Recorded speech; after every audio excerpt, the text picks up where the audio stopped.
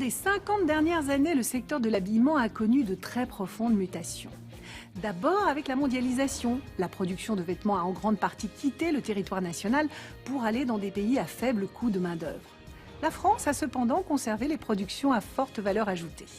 Ensuite, nous sommes passés d'une consommation de première nécessité à une consommation de loisirs, avec pour conséquence la multiplication des marques, des enseignes, des collections.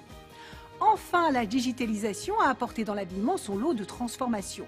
Après le e-commerce, le m-commerce ou vente sur mobile, la réservation des produits en magasin et le développement des cabines d'essayage virtuelles. Regardons la carte. Actuellement, 4000 offres d'emploi sur les métiers du commerce et de l'habillement sont disponibles sur Internet. Et elles sont réparties sur l'ensemble du territoire. Parmi les entreprises qui recrutent, quelques success stories françaises comme Caporal.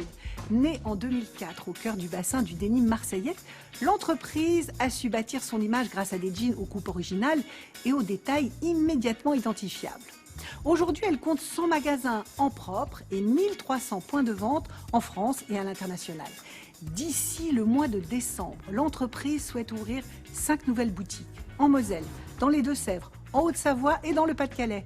Elle recherche donc des responsables de magasins adjoints, des vendeurs temps plein et temps partiel passionnés par la mode. Au-delà des ouvertures prévues, l'enseigne renforce régulièrement ses équipes de vente, particulièrement en Île-de-France. Autre success story, Orchestra. En 1995, Chantal et Pierre Mestre fondent la société Orchestra avec pour objectif la création d'une marque de vêtements pour enfants. Ils ouvrent d'abord des petits magasins, puis développent la franchise. Aujourd'hui, la marque compte 700 magasins implantés dans 40 pays, dont 290 en France.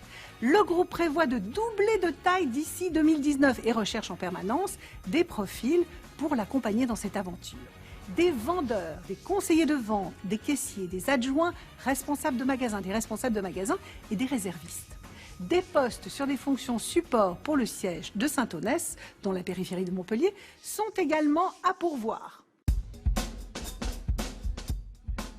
Marque culte de l'enfance depuis 1893. Petit Bateau a été fondé à Troyes où le groupe possède toujours une usine. En 1918, Étienne, le fils du fondateur, invente la culotte sans jambes et sans boutons et remplace la laine rugueuse par la maille en coton écru blanc. Pour plus de commodité, il remplace les boutons par une ceinture élastique à la taille et aux cuisses. La marque Petit Bateau est née.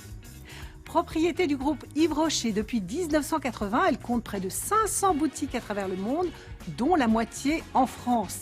Et chaque année, l'enseigne recrute plus de 200 personnes pour ses boutiques. Des vendeurs à temps plein, à temps partiel, en CDD, en CDI, ainsi que des responsables de boutiques.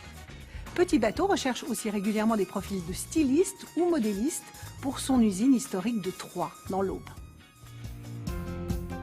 Vous pouvez naturellement postuler aux offres diffusées dans cette chronique. Sur le site de Télématin, vous allez retrouver notre partenaire Météo Job qui vous indiquera la marche à suivre. Très belle journée à vous.